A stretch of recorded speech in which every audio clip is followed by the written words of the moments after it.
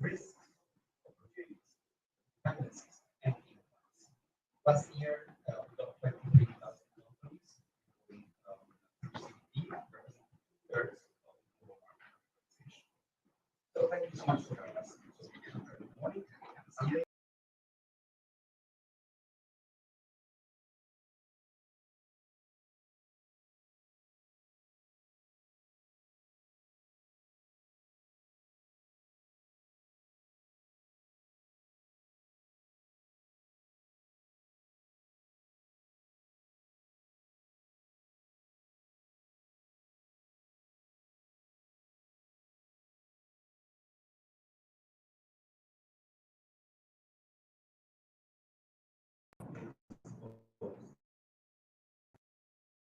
Interactions with analyzing financial investments can actually contribute to organization. Despite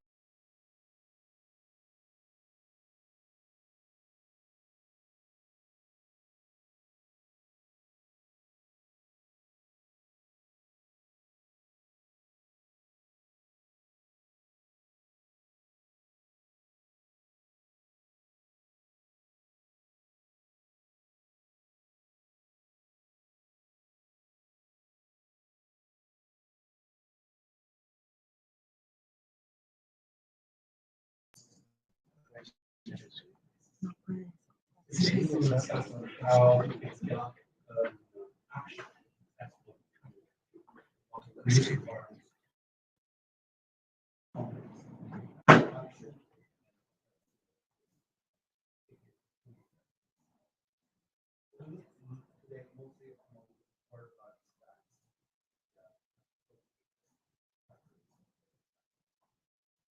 Those we will also get tools, of course, that actually adopt them as a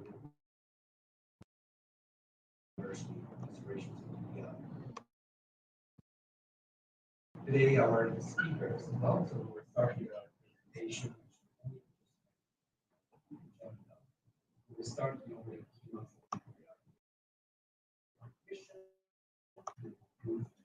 Sí, está mal. Aquí me dice que sí está mal. Este es el audio está bien. El tema que tengo es que no me deja configurar para pensar quién es a nosotros.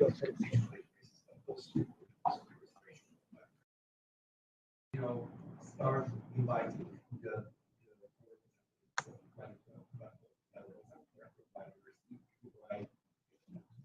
Mr. Miguel Rosa is the Director of Diversity, DG Environments, European Commission, and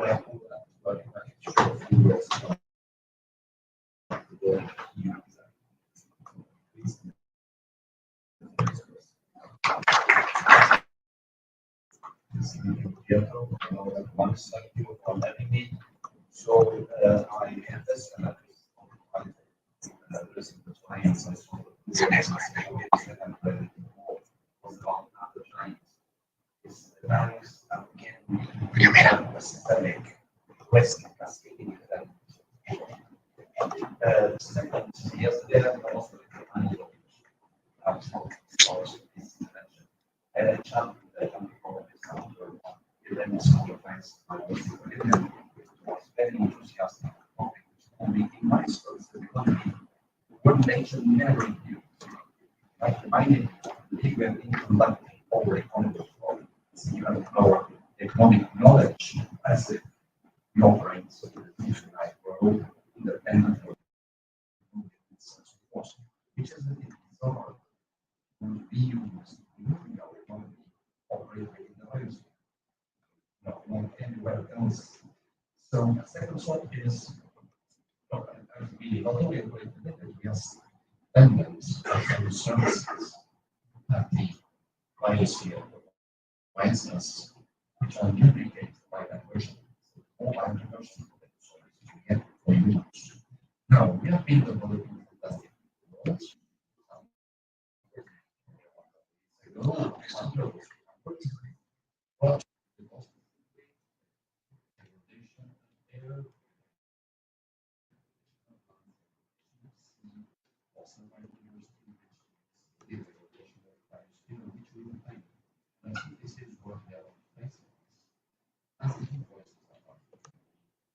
almost daily, and we see that the customers are a big approach. And that's not only climates, because it involves water, it involves forests, it involves loss of biodiversity, making the consequences important. So the issue is there. So this reminds me of the word systemic, which also is relevant to this discussion. And I'll go back to that. But let me first say, in the economic atmosphere is waking up. And we might refer to the reference of that is moving on forward. Because the analysis back to the environmentalists by push for an agenda. I've been following the top global risks year in year. What focus on the year before the risks are all by experiential related. Because of external events, critical change of those systems, biodiversity loss and ecosystem collapse, and natural resources shortages. Top four independent solution, and we have some others in the middle. But now, what are this one, the second one? Critical change of your systems. What else level? Let's think about privacy, Chelsea, the atmosphere. Now, we mentioned that the systemic change of this. The man who's the humans will be so tuned for our well-being. So, that is the idea to convert our issues to build an appropriately and encourage us from. So I think it's fair to say these other systems are the giants of ecology, and they can pose quite a systemic risk. Now let's go to the topic of this. I think the perception.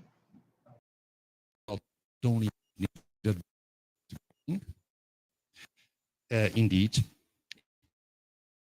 amazed by the number of businesses and financial institutions that, well, joined the COPs. In COP15, they were lobbying in favor of mandatory disclosure, for instance, which is almost surprising in a way. And I've heard that there are much more businesses in COP16 than in COP itself. So that also shows things are there.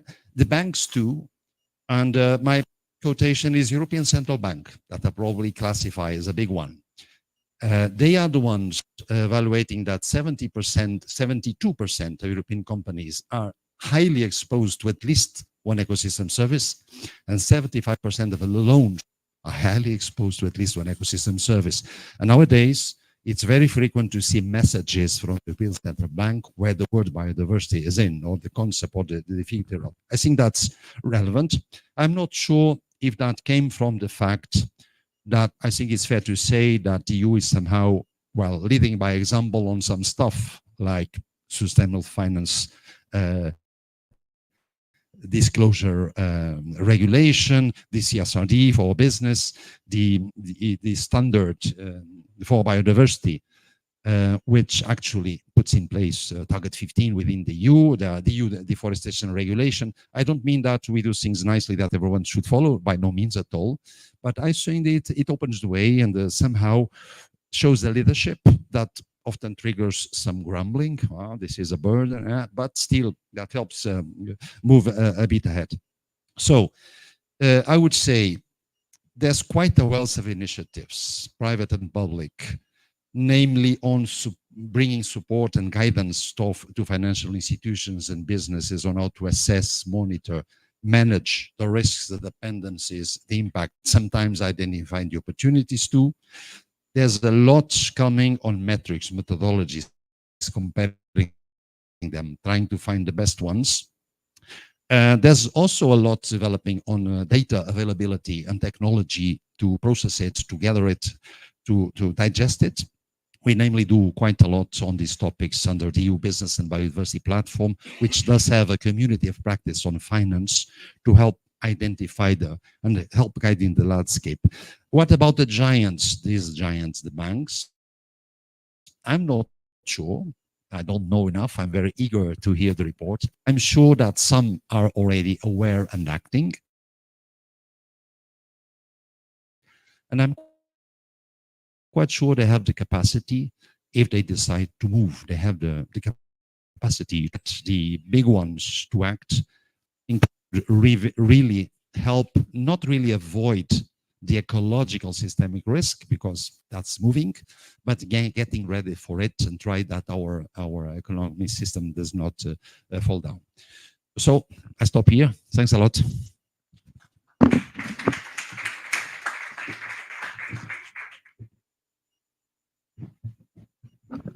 Thank you so much, Umberto, thank you a lot, for actually making us reflect about the fact that our economy depends on the biosphere, and for the astonishing data about 72% of the European companies being exposed to ecosystem service. That's really it gives us the frame of why we are doing this, why are we really looking at this fine point about the global systemic banks. But without further ado, we go to the core of the presentation of our policy policy brief work, and I would like to invite Arun Vermeulen, finance practice lead at WWF International, who will present the outcomes of our work. And there you go. The floor is yours. Thank you, Arun. Right. Good morning, everyone. Really nice to see you all. Today,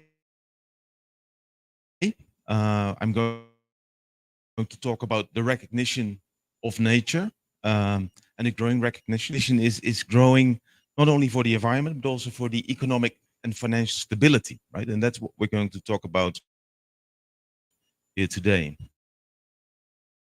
So we're still facing challenges to turn this recognition into act. And global systemically important banks. So that's a mouthful. So if you allow me, in the rest of my presentation, I will just say banks, large banks, right?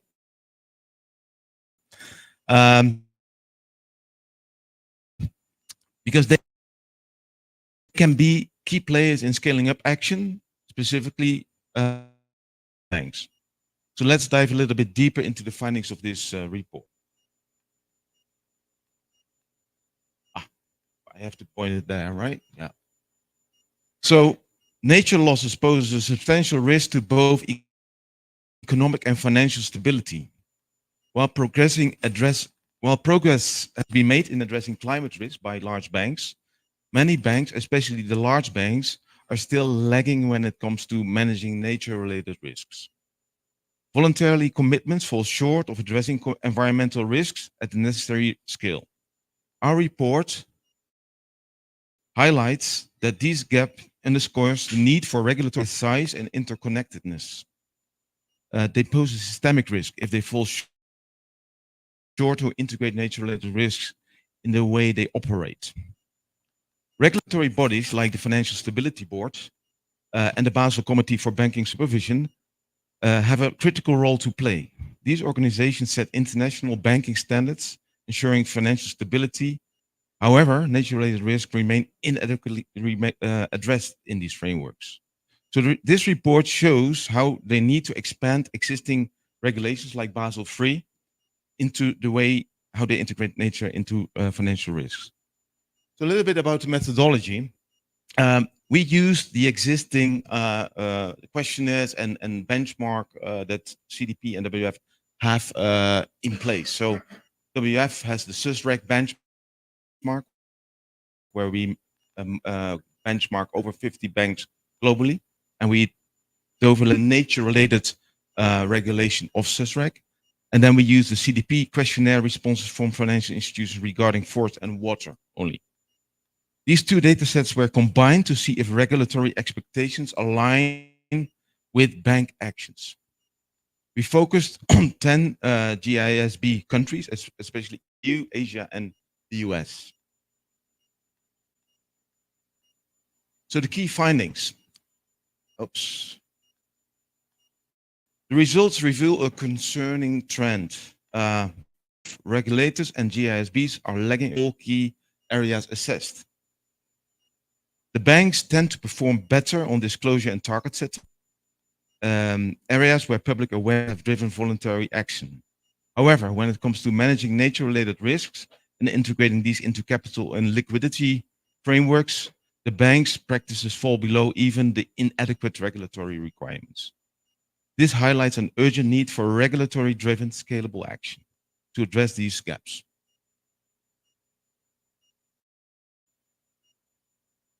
So let's look a little bit deeper into the themes that we looked at. So for first, we looked at nature-related disclosures. Here on the left side, you see the regulatory results by WF, and on the right side, the disclosure measured by CDP on how banks are performing. As we see here, most countries lack comprehensive regulatory requirements for nature-related disclosures, with North America, US having none. EU is doing a bit better, and Japan and China are starting. But overall, the picture is incomplete. On the bank side, half of the banks disclose information on forest management, but only 12.5% report on water security, reflecting the imbalance between how they report on environmental issues. Second theme is risk management. Risk management is another area where both regulators and the banks fall short. The regulatory expectations for managing nature-related risks remain low, especially in North America, while the EU is taking the lead. The banks are starting to integrate environmental considerations, but progress is uneven. Half of the banks offer products aiming at mitigating deforestation, but only a quarter align with global accepted standards. And only one EU-based bank has fully integrated nature-related risk across its operations. Third theme, capital requirements.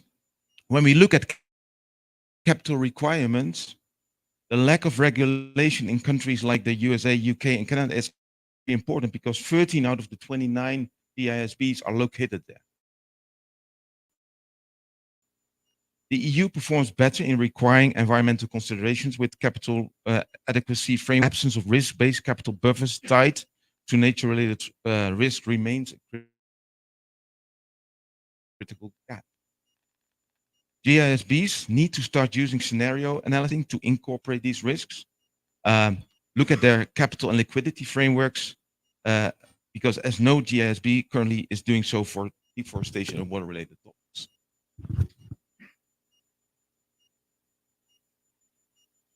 On target setting, last theme. When it comes to target setting, long-term targets, the regulatory requirements are minimal.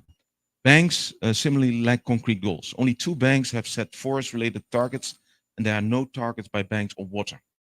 Yeah. Okay. So this is showing a very clear gap in how banks and regulators are addressing nature-related risks. So let's go to the recommendations. So let's start with the recommendations for the Financial Stability Board and the Basel Committee for Banking Supervision. And so the gaps highlight that a scalable urgent action is needed. So our recommendation call for the FSB and the BCSB is to integrate nature-related risk into their frameworks to the G-SIBs. This includes expanding risk management practices, adjusting capital buffers to account for environmental risks, and integrate these considerations in the annual assessment of systemic banks. When it comes to the national regulators, they need to engage the domestic systemically important bank, the D-SIBs.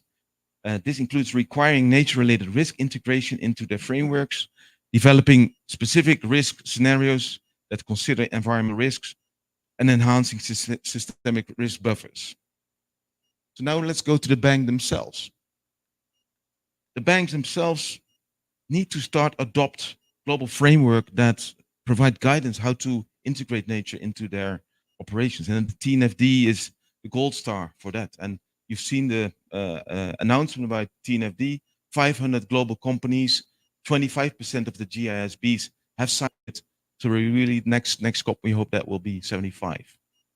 Banks should also build on the existing climate policies and try to integrate nature-related risks and opportunities into these policies. So in order to create a more holistic approach that considers both climate and biodiversity impacts. And banks should revise capital and liquidity requirements to reflect nature-related risks. This includes scenario analysis, stress testing, and adjusting capital requirements.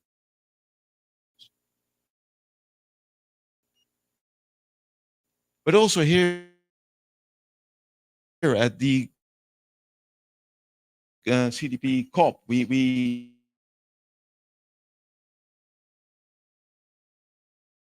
economic development. So that could be a very nice tool for governments to integrate that. When it comes to the G20, they should direct the FSB and the BCBS to integrate nature-related. So in closing, this report on the left side is our Living Planet report. It's our Bible that we launch every other year, where we show the state of the planet with the Living Planet Index. And this index is the stock index for nature. And it showed that in the last 40 years, nature, biodiversity has gone down with 73%. So that's down with 2 years ago. And it also is focusing more on that we are fast approaching dangerous tipping points for nature. This means that time is now to act. Many of the stronger standards set for G-SIBs and the financial crisis must now apply to the current crisis we face with nature. We have an opportunity to intervene now before these tipping points are reached, to increase ecosystem resilience and reduce the impacts of climate change and other stresses. If we take action now, we can create a more resilient and financial system. This is better equipped to manage the risks posed by nature loss and climate change. Thank you.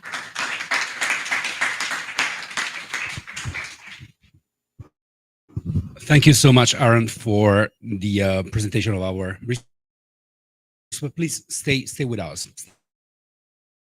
We're switching gears to move towards the panel discussion, and I would like to invite to the stage Dr. Nina Ziga, Director of the Center for Sustainable Finance at the Cambridge Institute for Sustainability Leadership. Thank you, Nina. Mark Reinke, co-chair of the NGFS Task Force on Biodiversity Loss and Nature-Related Risks, and head of the Nederlandse Bank on Sustainable Finance Office. Thank you, Mark. And Natasha Boric, head of policy and positive input at Finance for Biodiversity Foundation. Kick off the discussion with a pretty crude question. And actually, I'll take some of the other mics so we can actually do this properly. And the question will be, take one, yeah. The question will be whether you think, and I will literally allow a yes or no kind of answer, oh, maybe even a maybe, but whether the systemically important banks should be held to higher standards. Nina, we'll start with you. But we did not, pre-cook this, to be honest. But I think, it is important to recognize that indeed we should hold them to account. But how can we create that conducive environment to hold them account? So Nina, you have extensive experience in integrated sustainability into financial frameworks. But what do you think are primary challenges for incorporating nature-related risks into the frameworks that govern global systemically important banks? Well, thank you for bringing me here. And let me give a 30-second. So I started my career in banking, and I spent the financial crisis on the trade floor, not the credit structure. So, when we were talking about this report, we were talking about the nature crisis, and we're talking about the financial system engaging with mechanisms that were put in place post the financial crisis to ensure that we do not go back to the same place fundamentally, and how can those mechanisms be now used to address the nature. So a couple of thoughts. We are in quite a perilous situation, but we're also in a situation where being forthcoming about the work that banks do is really difficult for the banks. And so essentially we kind of have this dual problem where we urgently need more action. We urgently need the financial system to be talking about what they're doing. And it's really, really difficult in the current geopolitical climate for them to be doing so. And therefore, it's not only in this conversation when we're talking about regulation that we will be holding them to a higher standard. It's also that regulation provides them with a framework to act. Never has, right? But what regulation does do is make it easier to be out there, to make it easier to be more vocal about these things, make it easier to start doing a lot of this work. And I think that's why we're seeing actually a lot of calls from the financial community right now for regulation, fundamentally. And then, Umberto, you were making the point, the fact that the finance is coming and business is coming and saying, can we have a regulatory framework? And that's why it's super important to have a kind of different numbers of measures, the nature restoration law that provides the framework for which they can finance and they can work in, and a variety of different regulations. I think if we think about what's currently happening, dependency analysis of their portfolios, it's not very difficult. It's relatively easily doable. What that dependency analysis would usually show for G-SIBs is a big dependency on water. Again, not a surprise here anywhere, right? So if you have a dependency analysis of the portfolios and you're seeing the same things coming over and over again, then essentially you have the reason for. If you have loss of ecosystem services, then through that channels, you will hit the entire financial system. And it works for the banks and it works for the insurance companies as well, because they will all be hit, and for investment managers as universal owners. So that can be done. The channel of translating the dependency analysis into financial risk is a little bit more difficult. Possible, and we've done some work on that, and we've written use cases of how you take a loss of ecosystem services and manifest a valuation difference on portfolio companies. Entirely doable, and we're doing some more, and we'll be publishing some in March. But the difficulty there is to do good financial risk estimation, you need pretty good scenarios. Single financial institution to go and figure out which scenario to stress test their portfolio against, that is a problem, because A, they don't have the capacity yet to be able to do that across water, biodiversity, every single sector, every single ecosystem service loss. But also, it's really hard then to check how areas are. So where do we need more help? Where do they need more help is in creating a scenario framework that will allow them to do a risk analysis just as easily as they can do a dependency analysis today. So that's point number 2. And then the third point, which is ultimately what we're trying to get them to do, which is to invest in the thing, right? There, we've just done a piece of work which we published pre-COP16 on if you talk to financial institutions about nature positive investment, they tend to think about impact investment in nature conservation. That's the association.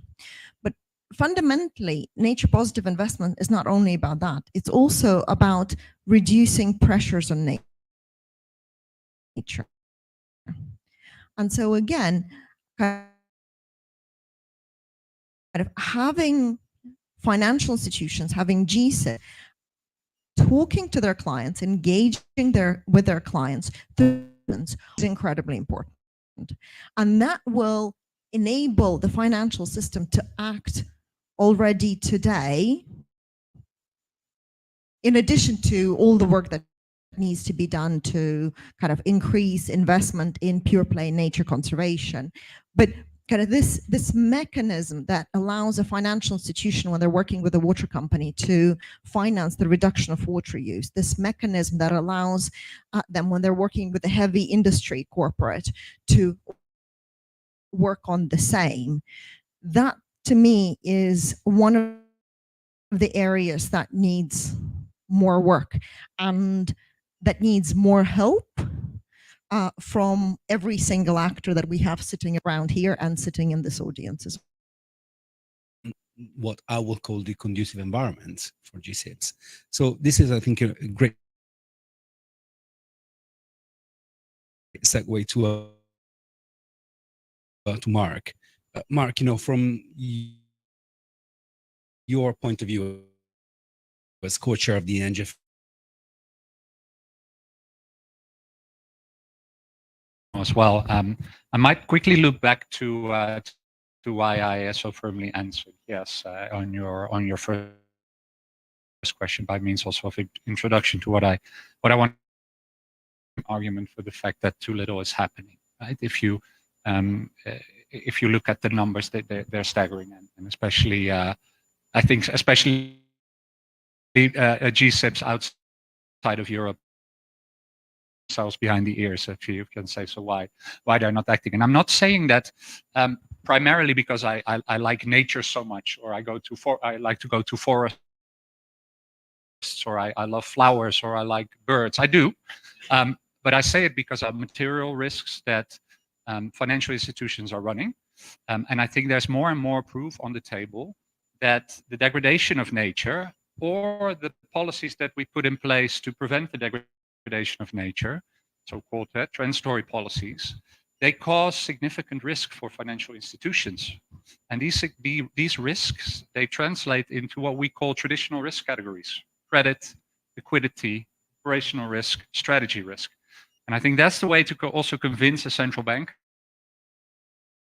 to convince a private banker, is to show that, to make it clear that it is imperative for his business continuity to act on this. Because that's the only way I think that we can get size. That's the only way that we can get those North Americans to move, if you will.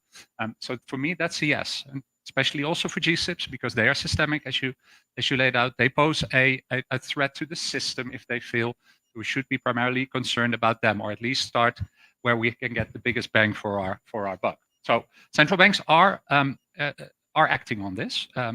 We are moving on this, but it might also be good to take you through the relatively short history of this topic in central banks for a minute, because this is also really still quite nascent within our column of work, and not to bank, who only in 2020 was the first to put some numbers here on the table from the central banking community onwards. We published this report called In Depth to Nature, in which we try to actually put a number on the dependent on nature. Now, I want to refer to the point that you were making earlier. I think that number is always 100%. Because without nature, no economy. That's Frank Elderson. That's not me. But let's be clear: 36% of banks is a grave underestimation. But at least it's a number there. And I think that work was a sort of first little leeway into quantifying of how to look at this, to lay out an argument that if nature starts failing, then financial institutions might start failing. Also done by our colleagues from France, from Malaysia, from Brazil. The European Central Bank came out with the 70 and the 72%. 72%, 75% actually numbers last year. It's all along the same lines. It's the dependency analysis. It's basically a sort of a first step of looking into quantities at stake here. And at the same time, the Network for Greening the Financial System, which I also represent here, also really started doing work on this. So the NGFS is a network of by now more than 140 members, central banks and supervisors terms of growth there, I think we can be proud. And I co-chair a task force there together with my colleague from France on really getting nature-related considerations integrated into the work that central banks are doing on the topic of sustainability. And let me remind you that when central banks work on sustainability, they generally tend to work on climate change. And again, the difference maybe here if you are in Northern Europe or you are in North America, but especially outside of Europe, sustainability for central banks is very much related to climate. So the NGFS tries to really push this and really get this integrated into the work that we are doing, and thereby also providing, the good practices to the industry. To that end, it might be nice also because you asked me about what we are actually offering here to have last year. One is a conceptual framework on nature-related risks, in which we really try to show in quite a simple way the transmission mechanism of, on the one hand, as an input, nature degradation, and all the way towards the end as an output, actual traditional risks for financial institutions. And I think that's a way to at least create a common language, common parameters for looking at this topic. Pose a couple of relatively simple questions: how potential nature degradation can hit them and why they should act. Second, we published, and Nina, thanks for teeing that up for me. We also published this more technical document about the advancement of scenarios, because as you rightfully say, I think a bit of it here is data availability, is not exactly knowing how to estimate the future well on nature, and we by no means have solved that, but we have at least contributed a little bit by thinking along, sort of use what we already know from the climate scenario work and how we can actually advance that, while at the same time in parallel also really start doing work on this, because we cannot afford to wait until we have scenarios, until we have the appropriate right answer. We need to do work, and we also need to do the work to actually create the data that we need to fill those scenarios that we work on. Maybe to round up, because I've probably already talked for too long, it might also be good to say that the NGFS is not a standard set. We are a sort of a voluntary group that commits to sharing best practices. And in the report, Aaron, obviously you do a rightful appeal to the global organizations that could act here, the FSB, the BCBS. You lay out the supervisory toolkit that could be available to them, and not to break the atmosphere here in the room, but let me then, as a representative of that central banking world, also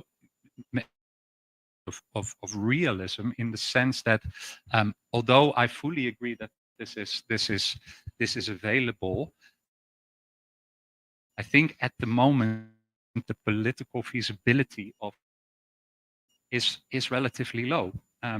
As Nina also said, we have geopolitical tensions here. We have really still quite a way to go, also in terms of convincing those that shall not be convinced at the moment about this.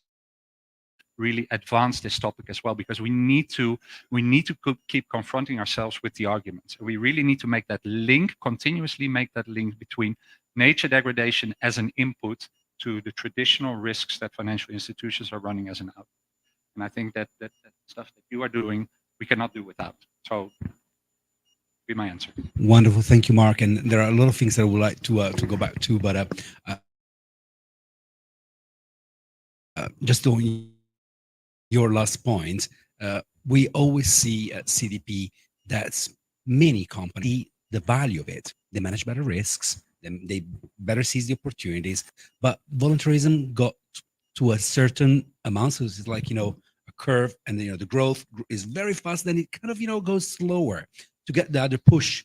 That's something that we can do only with the intervention of policymakers. But the interventions is not only a mandatory approach, it's a mix of interventions. It's the carrot and sticks usual approach.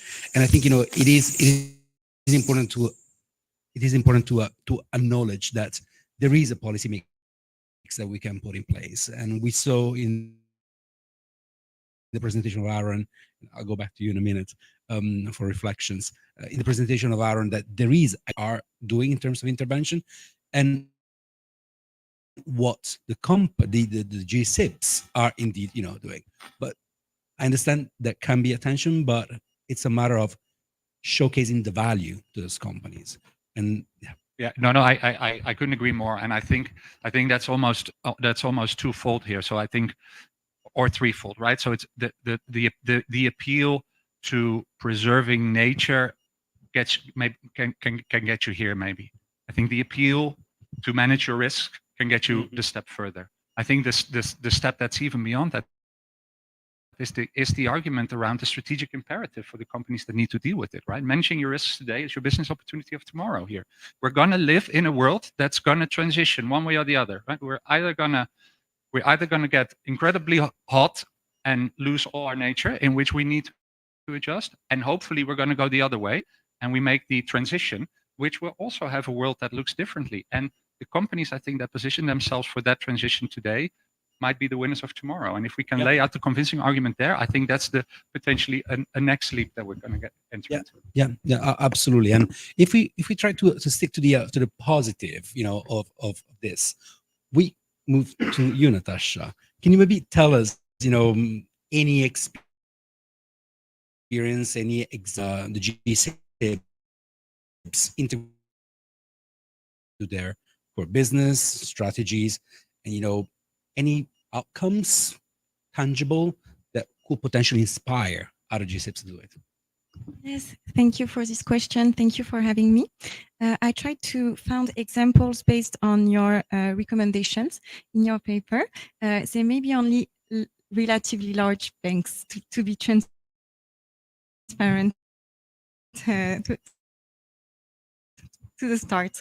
So the first recommendation is about disclosures and collaboration. So there's a very large uptake of TNFD recommendations in the financial sector, and there is a possibility to search banks and to really identify which banks is committed to TNFD disclosures. With the Finance for Biodiversity pledge, I can give you the number of 25 banks that are committed with us to integrate biodiversity into their practices and to report on their commitments on biodiversity. The key date will be 2025 for this, so stay tuned. 25 is not such a small number because our signatories are very highly committed. They are leaders in the market, so really you can refer to them. Then about a recommendation on alignment of nature and climate, it made me think of a recent report of one of our member, La Banque Postale, a French bank, who recently published a report, Climate and Nature. So it's just a title, but it's an illustration of this recommendation, and the entire report mixes climate and nature. You also mentioned in the recommendation on business practices, recognized frame, they really mention the EU taxonomy as expected in their practices, in the way they identify their assets. There is a clear result on their practices considering the diversity of offers of products that are really impact on biodiversity. So for example, building renovation, less polluting cars, reduction of impact in the supply chain for companies. So really an offer. They also analyze their risks, mention a scenario analysis based on TNFD recommendations, but they do say that it is qualitative for now. So I think the issue of data and the need for taxonomy is central for the entire financial sector and maybe for a sustainable economy in general. But for modelization, risk analysis, etc., it's even more crucial, even though the NGFS made recommendation on no regret actions and the need to go further. But the last recommendation on financial practices for resilience. So I have here two examples. The first one, another of our member, leading member of the Finance for Biodiversity Foundation, Rabobank from the Netherlands, they developed the biodiversity monitor. Thanks to that, they can give interest discount to farmers based on sustainability practices. This is very important because they are very focused on the agricultural sector. So here it's absolutely core business.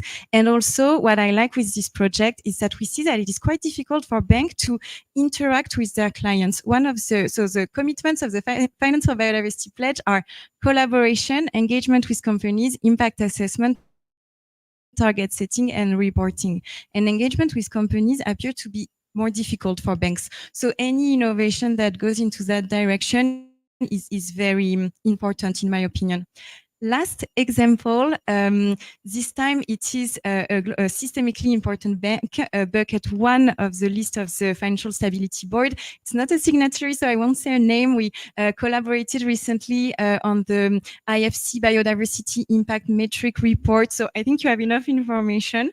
But this French bank developed the green weighting factor. So that's a tool to assess the impact performance of their portfolio, but also to integrate transition risks in the performance indicator of a credit decision. As of today, around 90% of their assets are assessed, and then they can present a sort of mix of color of their portfolio. So it is very concrete, getting there, and initiatives, innovations around risks buffers, risks management, capital regulation to help them, I believe. Thank you. It's nice to see that there are indeed, leadership niche and examples that we should, bring to the attention of the global financial community to inspire others. So thank you so much for bringing that. Aaron, I would like, to come to you, having heard, the panel discussion and considering, the work that we've done on our research, and considering all the complex and interconnected elements of the global financial systems, what do you think could be the collaborative efforts that we should put in place to indeed make sure that we advance nature-related financial policy regulation? So the question is just about regulation, or can I also make a step to the banking side? Please go ahead to All the right. banking side. Anything that we can do in this spirit of partnership, because I really felt that we are so complementary in what we do, so we can fit together. So, well, I mean, I commend the work that Mark is doing with the NGFS. I mean, that's a great example where that collaborative effort is taking place, and where the framework and guidances that Mark members of the NGFS. So in addition to that is doing this benchmark. It's called the Sustainability Regulation Initiative, where we are benchmarking 50 banks globally.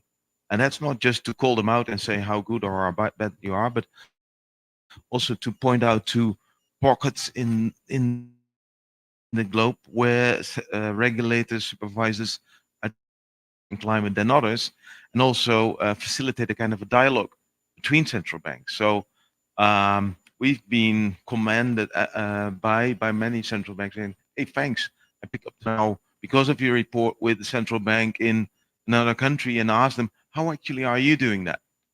So that's one example how from our side we try to facilitate dialogue, learning, etc. But then let's move to the banking side, if I may. Everyone started very enthusiastically with TNFD back in New York 1 year ago. I think 300 sweating in their rooms and thinking, how the heck are we doing this, right? So I think there's still an untapped potential where you have a kind of a pre-competitive space, maybe with how are you navigating defining the materiality of this specific topic? How are you engaging your clients on TNFD? So I think it's a kind of a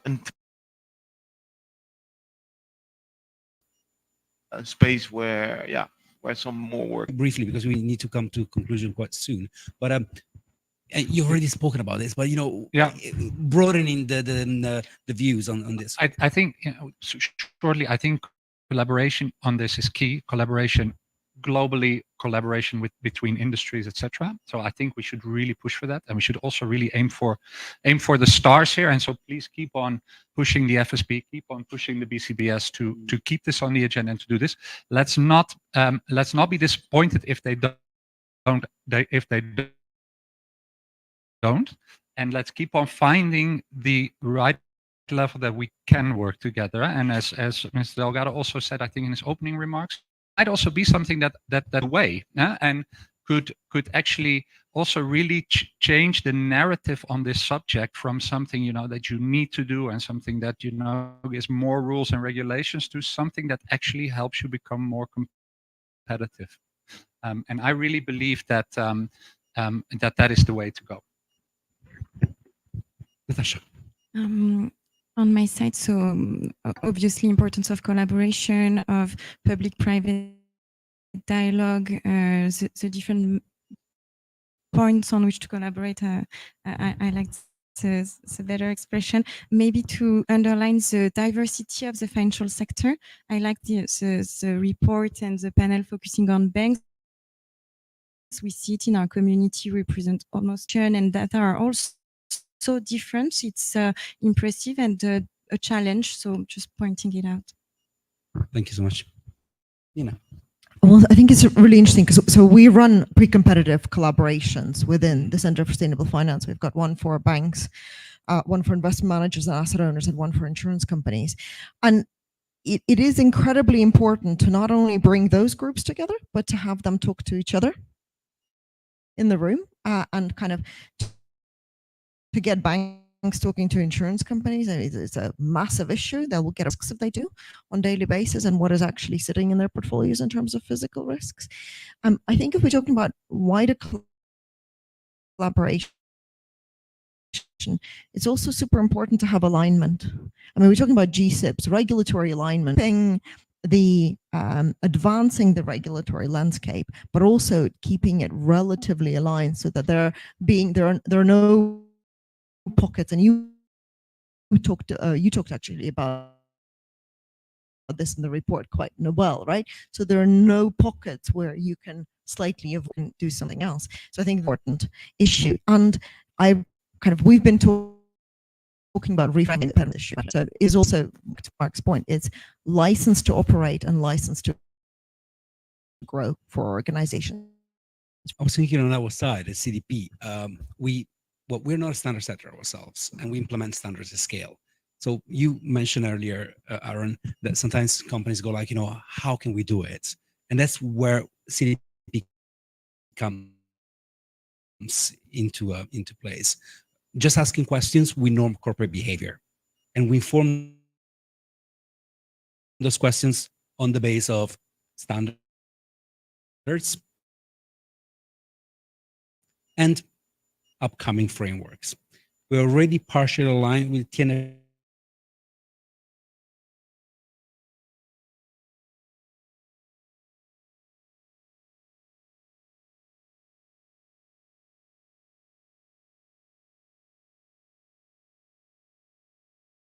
Again, just asking questions to the companies.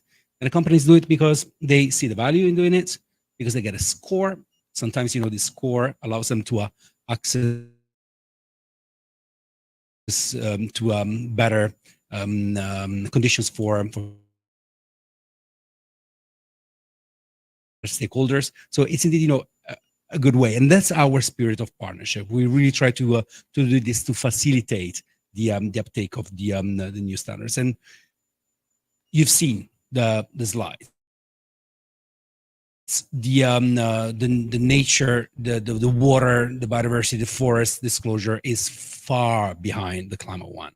But it's a climate crisis without tackling nature at large. So we know that, and companies know that, and investors know that. Increasingly, investors want that kind of information from our database, which is, I think it's quite promising. So in the spirit of collaboration, we collaborate with other organizations, and we do commend the work of the NGFS that has been totally changing the dialogue in our system, and the leadership of the Netherlands government.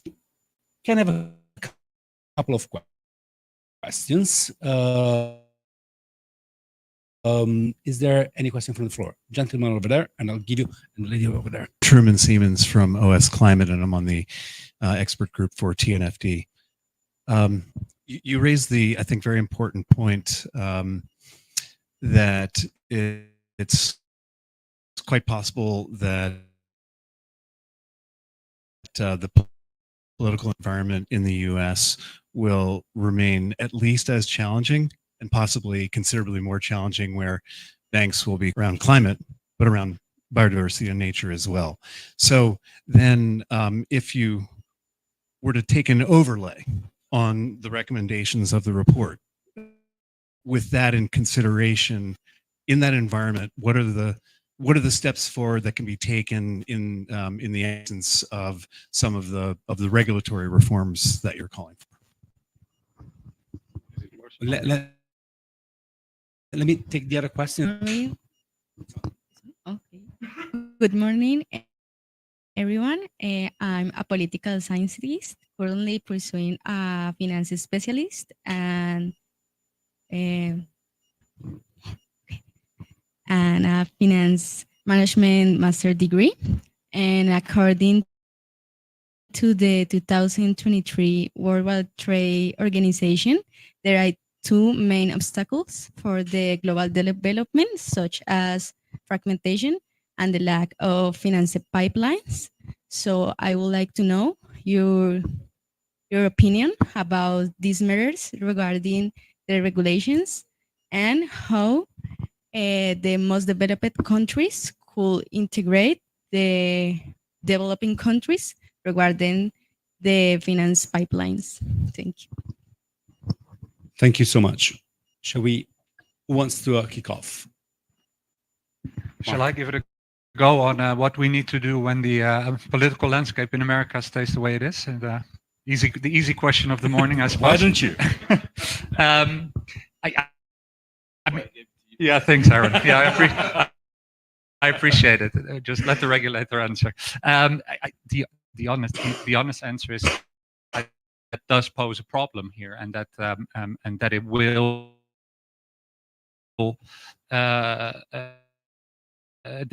limit the progress on this topic. We as regulators also often do appeal to policy. We can only act from within our mandate that has been given to us in order to be influential in the long run.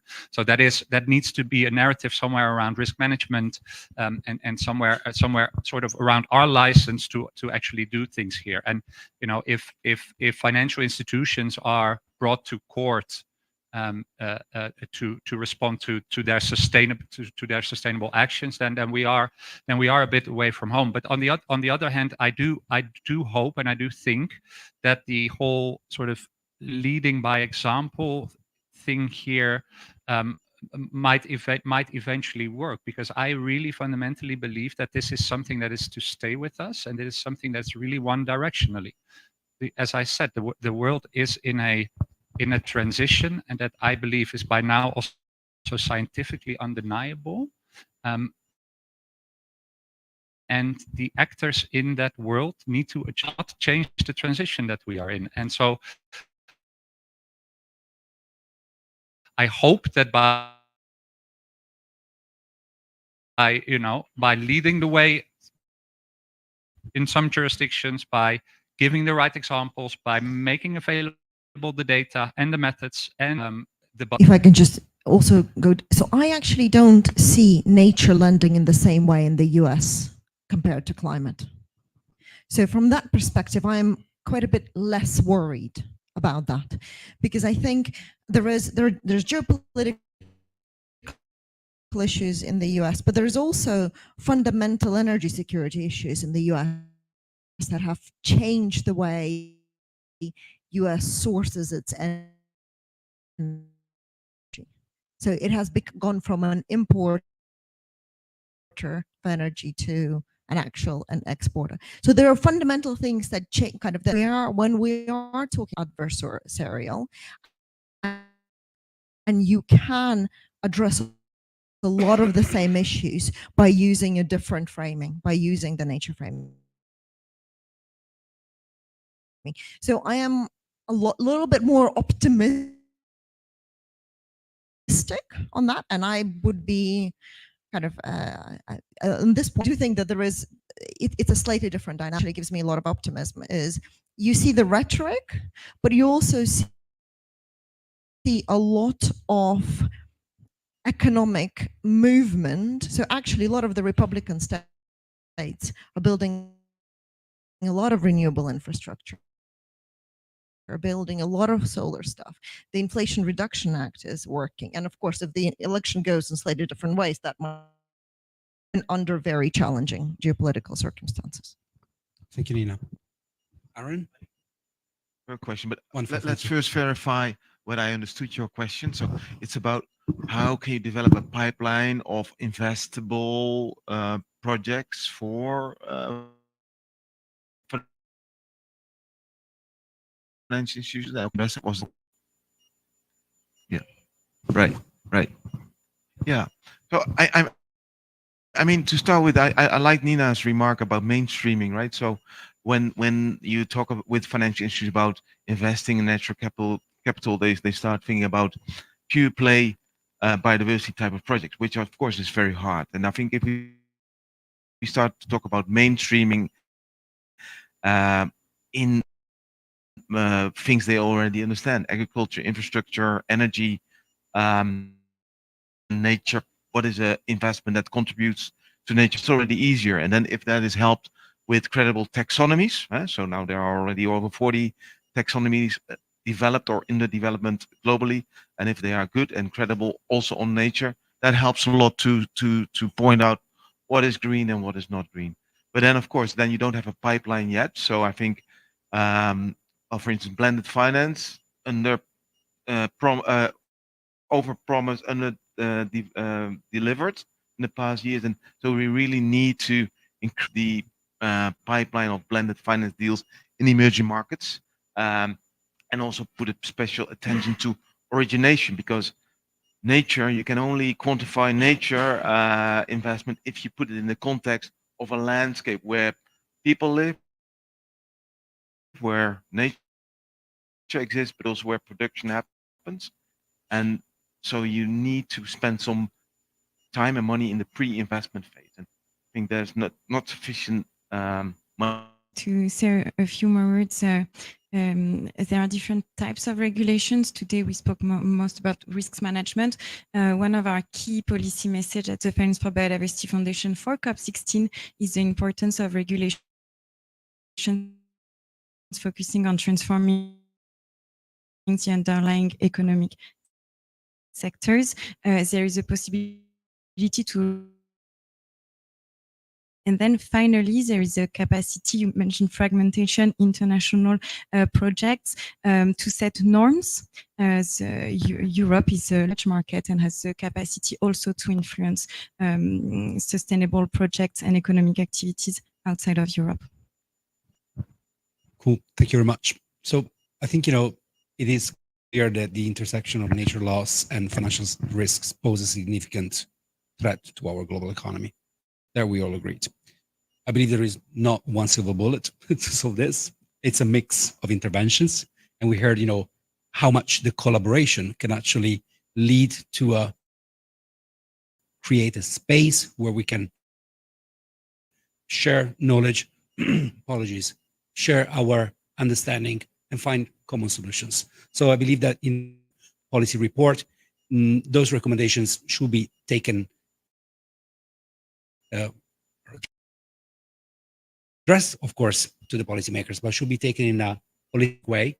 So we need to support policymakers with understanding and talking with the banks, with the G-SIBs, trying to get understand the value of. With this, I would like to thank everybody for participating, all the panelists of today. Umberto, thank you very much for your keynotes, and I wish you a very fruitful Sunday at COP16. Thank you so much.